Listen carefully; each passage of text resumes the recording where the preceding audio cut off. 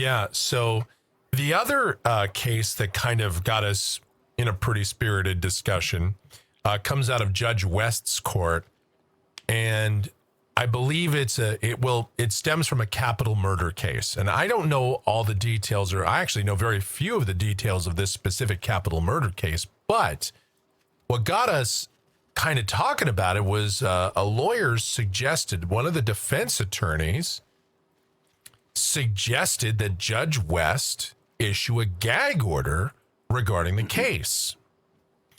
And now, look, gag orders are one of those things that are issued. I mean, we saw it in the Brian Kohberger case, Lori Vallow case. Some of these high-profile cases, we see this stuff. And I believe, there's reasons for it with regard, but the gag order doesn't apply to Joe Blow. It applies to people directly related to the case, right? Like witnesses, police officers, people that are directly involved that could be called in to testify. And there's good reason for that. But what about in this case, they wanted to put a gag order on a podcast. And my understanding is this podcast is not involving anybody directly related to the case. And I kind of wondered how, in the name of the First Amendment, you can do that. No. Yeah. And Dan and I, right away, I mean, we're both, I guess maybe it's just when you do this, when you're on YouTube, when you're doing a creative content for a living, I think maybe it's one of those things that just instinctively you go, how the hell can you just start gagging people that are talking about something? I mean, what's next? You get down the slippery slope argument.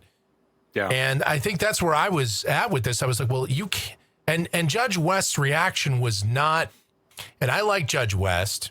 I love Judge West. But Judge West's reaction did not exactly instill confidence in me that she would necessarily do the right thing. Oh, that's right. Yeah. Okay. Because she's like, well, maybe I will and maybe I won't. I can't say for sure, but I'm like, well, I'll look at that when the time comes. But I'm like, well, I mean, the time is now, actually. What you should have said is, I'm not going to issue a gag order on a rando podcast. Why would I do that? Yeah, but Judge, a sheriff's office personnel, sheriff's office is involved. Okay, are they a witness? Case, yeah. And there was two attorneys. There was two attorneys up there. Yes. Okay, so they're just trying to check the boxes off. That's what they're doing, because this is a serious case. For sure. Yeah, but Judge West, I think, kind of had to do the whole him and ha, like, okay, I'll give you a hearing about this, and because we got to check that box. Number one, she didn't have to hem and haw. Number two, she not only didn't have to, she didn't. Yeah. She flat said, so just to fill in a couple of little blanks here for everybody, right. What went down was they wanted this podcast, and it kind of implied maybe more than one podcast, gag ordered, because there were apparently members of the sheriff's department who were talking about this case. But there is no evidence that any of these sheriff deputies were directly involved with the case. So they would be third party. Their speech should be protected. Yeah. But how West ended it was, I will call the sheriff's department and talk with them, and I'm sure they'll understand. Yeah. That is how she ended it, which isn't a hemming and hawing. It's I'll see what I can do for you. I'll make a phone call. Yeah. I like Judge West a lot. She can take that ruling and put it where. Yes. Right where the sun don't shine. Yeah. I do agree. Yeah. And quite put it in the ground and drill for oil with it. I mean, If I ever got a call from a judge who asked me to do something like that, I would suggest that very thing. I think the only time going to silence me. Pound sand. The only time gag orders would go into play in this certain situation would have to have something to do with the jury. That would be the only defense I would find in terms of a gag order. But in terms of everything else, I don't think so. Yeah, and that's what they have to do with the jury. That's what they try to argue, was like, this is a prolific podcaster in the local area. This could taint our jury pool out there on a very serious case. And so we want this order. We're asking for this. Well, let me ask you this. Is she going to gag NBC Houston? Okay, you're getting way ahead of me, and I'm agreeing with you. I'm with you on this in spirit. Same. I really am. But the judge said, all right, fine, we'll have a hearing about this. And we can say she should have just locked it down right then and there. But my argument was, these guys, I understand why they're doing it, because again, they're being zealous. Oh, I understand why they're doing zealous, it. Advocates for their client. I understand that. Yeah. But they have to check that box off. They have to really. No, I get that, Bailey. But it's going to be But the judge should have shot that down right then and there. Well, part of the problem. Was what I was going to say was, what my biggest thing was, guys, you get voir dire. If you want to go to trial, which it seems like this is doing, it's going to trial. It's a capital murder case. That's why you have voir dire. That's why you question the jurors, the whole pool of them, and you ask them, did you see this podcast? Did you watch this? Can you be a fair and impartial jurist on this trial? Can you, is it a capital murder case? Can you do this? So I don't want to hear this BS about, can we just lock down a podcast because, it hurts my feelings and it makes it harder for me. Right on, Bailey. No, you're not going to go before a judge and get that kind of ruling. So what I think Wes did was the measured thing. All right, I'll give you a hearing on this BS. And except what she said at the end. Right. And then that part from there. But a hearing is one thing. There's no way she locks that down. There's no way, because the next thing I was thinking, exactly what Dan was saying, there's a big trial.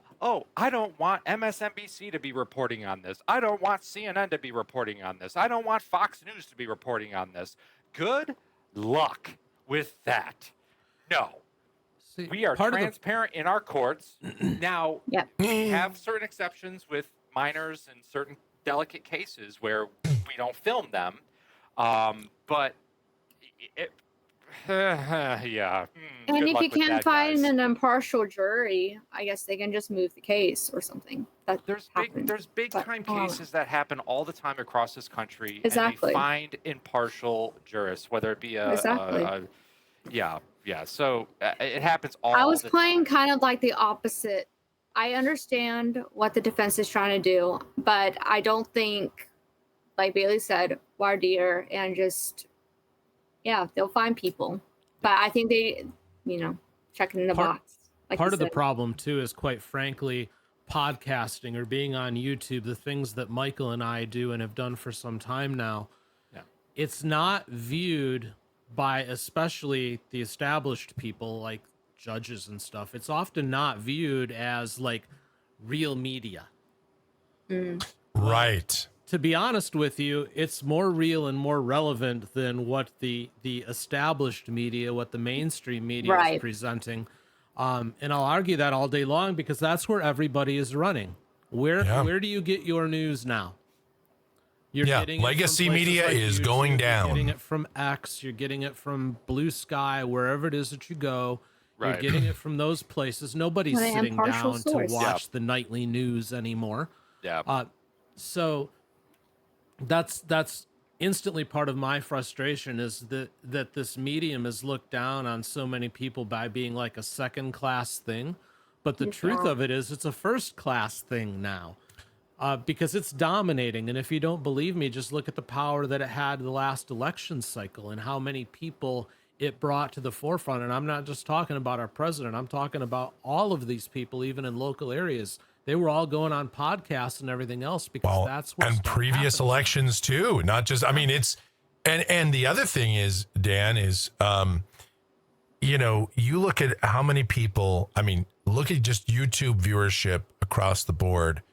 And you look at all these other channels that are popping up and the thing is the difference between, what we do here on YouTube and what other journalists on YouTube, I'm not a journalist per se, but I mean like what journalists are doing on YouTube versus what they do on traditional legacy media. I mean, there's less restriction. I mean, these people are not bound by certain FCC rules or by some corporate rule or whatever, or even some agenda like some Fox News or MSNBC agenda. These people are just going out to get whatever, and they want to make a name for themselves doing it the right way. At least some of these people do. I mean, yeah, some of them are clickbaiters and fly-by-nighters and they do it the wrong way, but there's a lot of people that want to bring the story to light.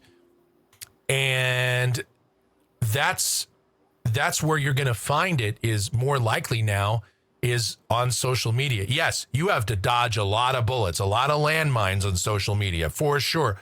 Probably more so than legacy media because there's so many channels on YouTube and Rumble and X and Facebook and all this different, you know. But they can get away with a lot. But media, but I mean, when just with so many different, I can name so many different things where I've found stuff that was never shown on legacy media. And this isn't some conspiracy stuff. I mean, just talking about, like, let's just say, for example, Ukraine and Russia, you know, the war going on there. And I saw so much stuff there on Twitter that I never saw in legacy media that, you know, never got reported. Yep. And it's, you know, it's weird, and it's just video. It's raw live video. It's not some AI slop. I mean, it's just some raw live video that's right there. You know, there it is. Let me tell you my COVID story. So, it's like just when it was starting to break, it was like, what was it, like March, when it was like, bam, yeah, thing, right?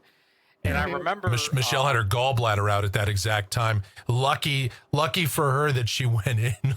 If she would have got in a few days later, would have been trouble.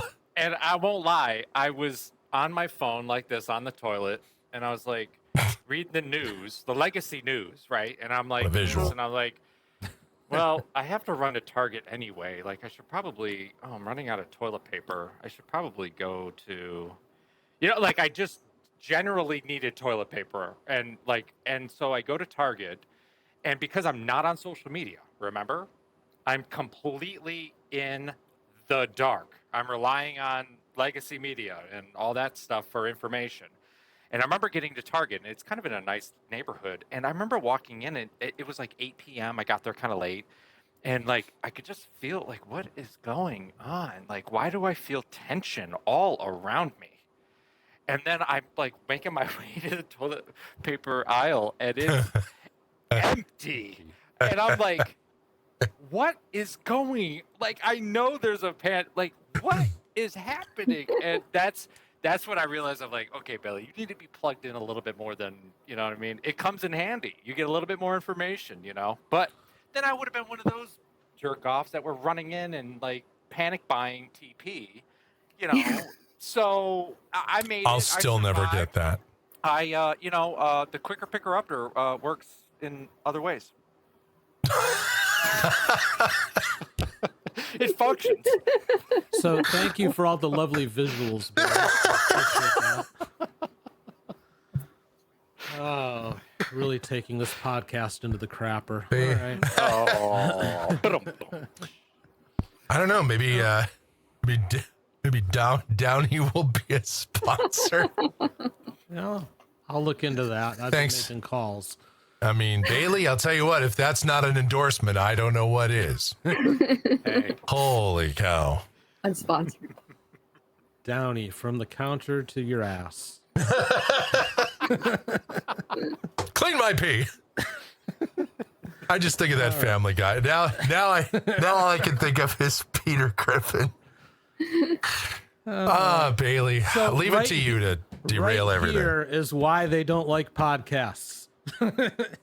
They should. They're more entertaining than Legacy. Than Tom Brokaw is sitting there and telling you, ladies and gentlemen, you're all going to die all this evening.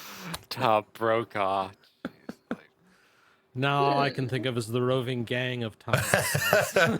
Looks like we've got ourselves a troublemaker. Exactly. No, I think part of the thing that people don't like about this media that we're involved in here, and it's probably what some of the lawyers don't like about it, is the fact that it's unedited. Yeah. For the most Right. part. You can get the Uncensored. information you want. The overlords are not overseeing this, at least as long as you don't say forbidden words. Yeah. Exactly. You know, and I'm sure that gives a lot of attorneys a lot of heartache. But not all of them, because if you'll recall, we did have an attorney for another case actually reach out to this channel to give us his opinion on something. So, you know, not everybody objects to it, but from a freedom of speech standpoint alone, I was left really bothered by West at the end saying, yeah, Yes. I'll go ahead and give the sheriff's department a call. I'm sure they'll listen. No. Hey, can y'all just not go ahead and talk about that? That'd be really nice. Thank you. And what'll happen I'm a judge. is that whoever's in charge will probably go, yeah, no problem. And then they'll be sitting in a morning briefing before they go out on patrol, and they'll be told, yeah, you can't talk about this. And freedom of speech just got quashed. Yeah. Quietly. I Yes. would. The defense has to appeal that. Like, immediately. It would be an emergency appeal in the appellate court. You would hope so, if you know that it happened. It would be. And I promise you, the appellate court would take it. They'll hear it. And they're probably going to quash it. If they tried to slam. I would hope There's so, no yes. way. Yeah. But what I'm saying is, if the defense knows that it happened, because what'll probably come back is Judge West will come back and say something like, yeah, I talked to him and they said they would take care of it. But then what's the proof of what actually happened? Is the defense just going to have to like go out and hope that their meetings are taped and subpoena those tapes to figure out what was said and what was instructed to them? It's just, the whole thing is incredibly messy. In my opinion, she opened up a can of worms that should not have happened. It should have just been a simple no. Unless it's an officer that was like the arresting officer that's going to be a witness. Anybody then it's who appropriate. Was on scene, I totally get it. But for, you know, a random Deputy officer. Or a Johnny juror over in the there, case, who's only been on the job for 3 months, and this case happened a year ago.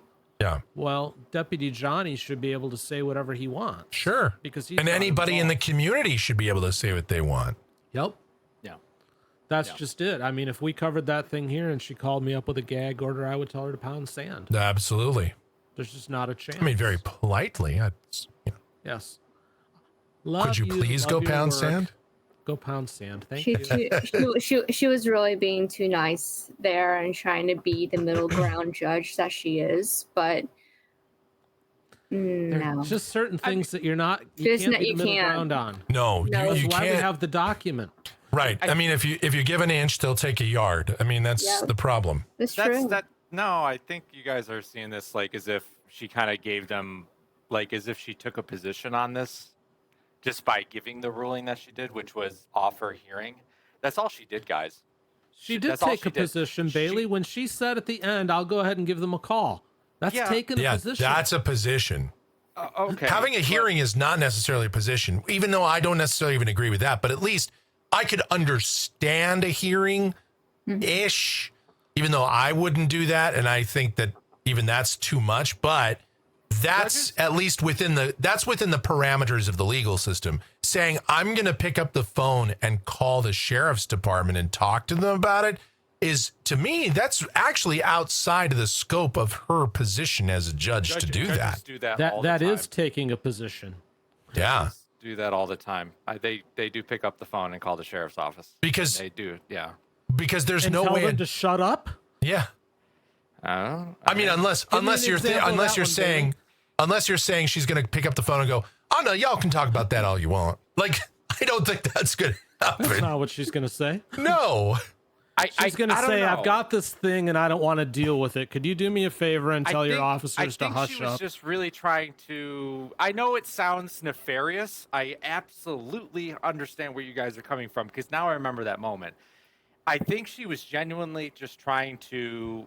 Out of context, it can sound nefarious. In context, it sounds nefarious. I understand it where you're coming from, but I genuinely believe she was just really trying to be like, guys, we'll take care of this. Everything will be fine. We'll have a hearing and just. Can't we all just get along, guys? I think that's trying to what be she the was middle. really doing. She's trying to be the middle ground person. I She's understand. being a judge and measured, and she just said, "I'm going to make a phone call," but they still have the hearing. She can't make the sheriff's office do nothing. I wanted to use a different word. So Bailey, with all due respect, you know how much I love you, but you just used the words believe and feel, and you know how I feel about believe and feel. Look, I don't know what she did. Oh my gosh! What she did was say, "I'm going to call the sheriff's office and see what I can do."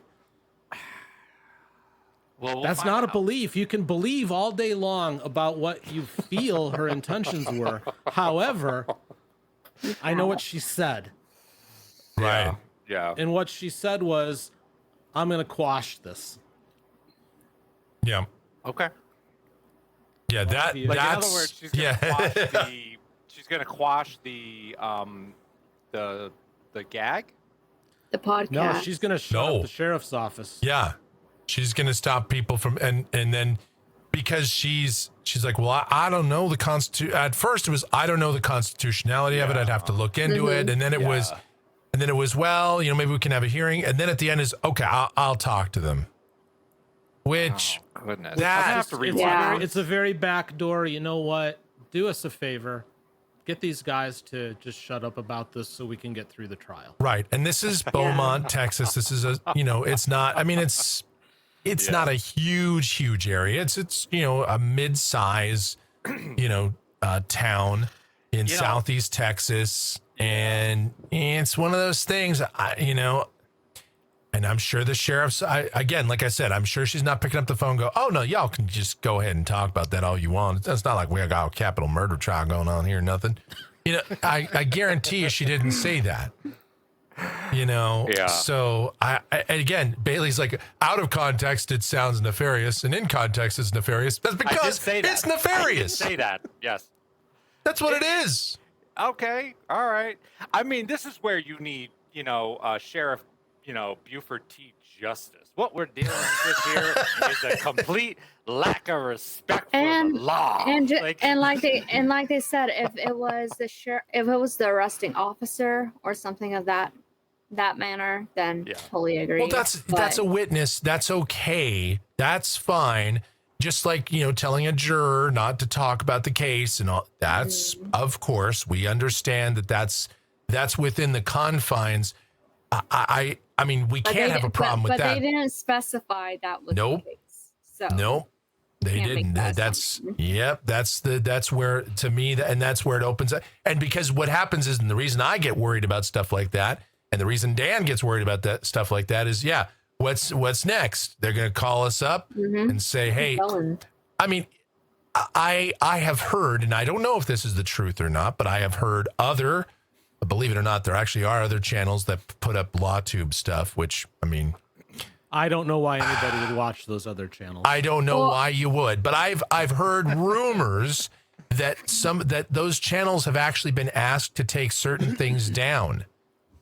And again, I don't know if it's true, but I know if I was one of those guys and somebody asked me to take something down, I'd say, nah, nope, ain't happening. And in future cases, they can try to pull it again, and they probably will get away with it because she made that slight thing during this. So. That's a good point. Anybody who's paying attention now has an in with her. Yep. Yeah. Has an in. Yep. That is a solid point. And if defense already has an advantage in the criminal justice system, allegedly, because you're presumed innocent, so it's kind of like you're kind of starting the game off a touchdown ahead. Now you're like 10 points ahead because anybody that's talking about the case, shut up. You can't talk about it. And it makes, although to me, whenever someone tries to put a gag order on something, it kind of makes it look like there's something to hide. Yeah. And that always gets my suspicions up too. call Same. me cynical. No. I was watching a trial. I forget where it was. Maybe it was South Carolina. It was the lawyer guy who killed his family with a shotgun Yes. on the property yes. with the dog kennels and all that. I Yeah. followed Ooh. the whole trial, and there was a part of the trial because they never showed the jury in the video, right? Well, there was a Right. part of the clip where, because I'm totally glued to this trial, that you can see the jurors leaving and you can see their faces clearly. And I was like, oh, I need to catch up on this hearing. So 2 hours later, I come back to that clip because I paused it. And then I came back to it. I was going to listen to the rest of the stuff. YouTube took it down because they were notified that the jurors have been basically spilled out there and we can't show that. So you can't, I couldn't go back and listen to all that really good argument from that day. It was a really good day of argument, but that's useful. That's what those types of takedowns are for, right? We're trying to protect, a jurist and their privacy and that sort of thing. Yeah. Or even licensing. I don't know. That's where we get a little, we can get into a much broader discussion about this. Well, But there's that's why legality in these showing the takedowns jurors exist, and all you know? that. Right. That is different. If I'm a jurist on there, and it's a long trial, it was a pretty long trial, I don't want my face out there necessarily because that's my right. Whether or not I want to talk about the case, anything like that, Correct. they get special privileges. And one of them is I don't want to be on camera. And Yep. so I'm glad. And that's I'm glad fine. I'm That's glad fair. they took that down. That's a good example of taking it down. But what you Correct. guys are talking about is a completely different monster. Yep. And that's about the only example where I think that's acceptable to me. Right. Yeah. Well, and that's after the fact, not gagging ahead of time. Right. Well, and exactly too. That's not a preemptive strike. Good Yeah. point. Correct. Good point.